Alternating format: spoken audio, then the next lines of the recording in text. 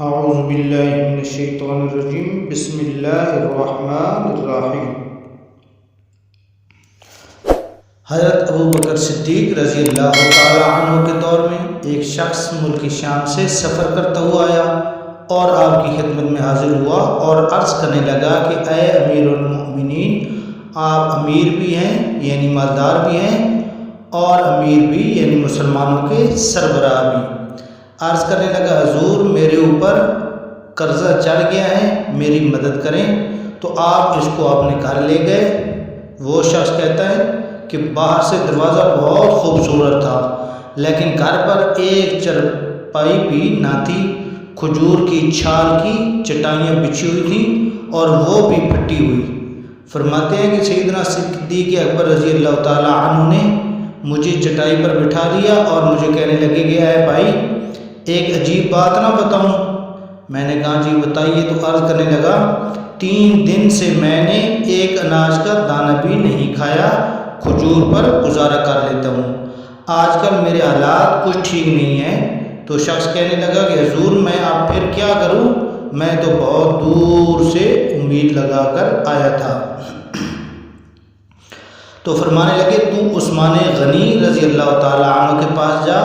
وہ شخص کہنے لگا مجھے تو بہت سارے پیسے چاہیے۔ تو آپ نے فرمایا کہ تیری سوچ وہاں ختم ہوتی ہے جہاں سے عثمان غنی کی سخاوت شروع ہوتی ہے، تو جا ان کے پاس۔ وہ شخص کہنے لگا کہ آپ کا نام لوں گا، مجھے امیر المؤمنین نے بھیجا ہے۔ تو فرمایا اس کی ضرورت ہی نہیں پڑے گی، صرف اتنا بتانا کہ میں مقروض ہوں اور رسول اللہ صلی اللہ علیہ وآلہ وسلم کا نوکر ہوں۔ وہ شخص کہنے لگا کہ وہ دلیل حوالہ مانگیں گے۔ فرمایا عثمان سخاوت کرتے وقت دلیل یا حوالہ نہیں مانگتے، عثمان اللہ کی راہ میں دیتے ہوئے تفتیش نہیں کرتا، اور سخاوت کرتے وقت ٹٹولنا عثمان کی عادت نہیں۔ وہ شخص کہتا ہے کہ میں چلا گیا، پوچھتا پوچھتا دروازے پر دستک دی، حضرت عثمان غنی رضی اللہ تعالی عنہ کے اندر سے بولنے کی آوازیں آ رہی تھی۔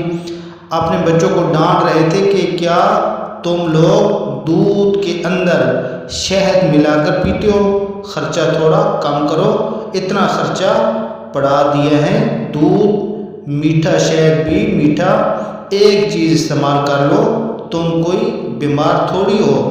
وہ شخص کہتا ہے کہ میں نے کہا ابو بکر تو بڑی باتیں بتا رہے تھے، یہاں تو دودھ اور شہد پر لڑائی ہو رہی ہے اور مجھے تو کئی ہزار دینار چاہیے، کیا یہ دے گا؟ وہ شخص کہتا ہے کہ میں ابھی یہ سوچ ہی رہا تھا کہ اندر سے دروازہ کھلنے کی آواز آئی۔ حضرت عثمان غنی رضی اللہ تعالیٰ عنہ باہر آئے اور میں نے کہا السلام علیکم۔ انہوں نے سلام کا جواب دیا اور وہ سمجھ گئے کہ میں مسلمان ہوں، اور مخاطب ہو کر کہنے لگے معاف کرنا، بچوں کو ذرا ایک بات سمجھانی تھی، آنے میں تھوڑی دیر ہو گئی۔ ان کا پہلا جملہ ان کے بڑے پن کا مظاہرہ کر رہا تھا۔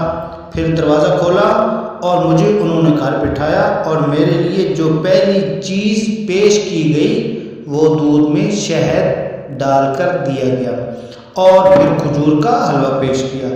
وہ شخص کہتا ہے کہ میرے دل میں خیال آیا عجیب شخص ہے، گھر والوں کے ساتھ جھگڑا کر رہا تھا، ایک چیز استعمال کیا کرو، میرے لیے 3 چیزیں آ گئی ہیں، لیکن ابھی میرا تصور جمع نہیں تھا۔ میں نے دل میں خیال کیا اتنا تکڑا اور مالدار نہیں جتنا ابو بکر صدیق رضی اللہ تعالی عنہ نے بتایا ہے۔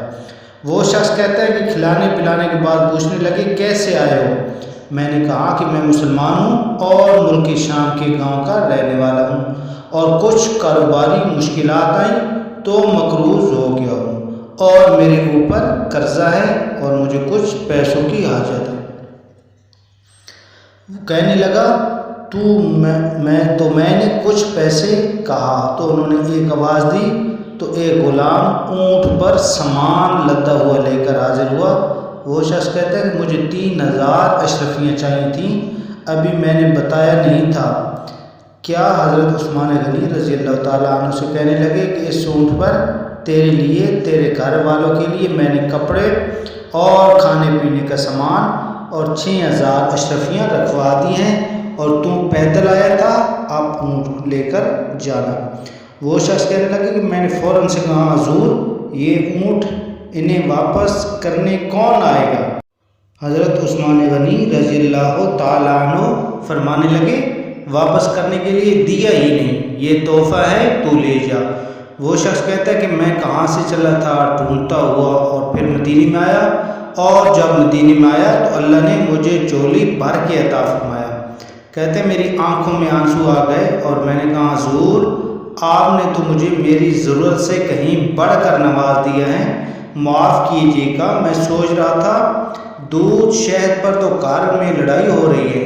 تو حضرت عثمان غنی رضی اللہ تعالیٰ عنہ نے کہا کہ اللہ نے جو پیسے عثمان کو دیے ہیں وہ اس لیے نہیں دیے کہ عثمان کی اولادیں عیش و مستی کرتی پھریں، میرے مالک نے مجھے نوازا ہے تاکہ میں محمد عربی صلی اللہ علیہ وآلہ وسلم کے نوکروں کی نوکری کروں۔ وہ شخص کہتا ہے کہ میں دروازے تک گیا تو میں نے کہا شکریہ۔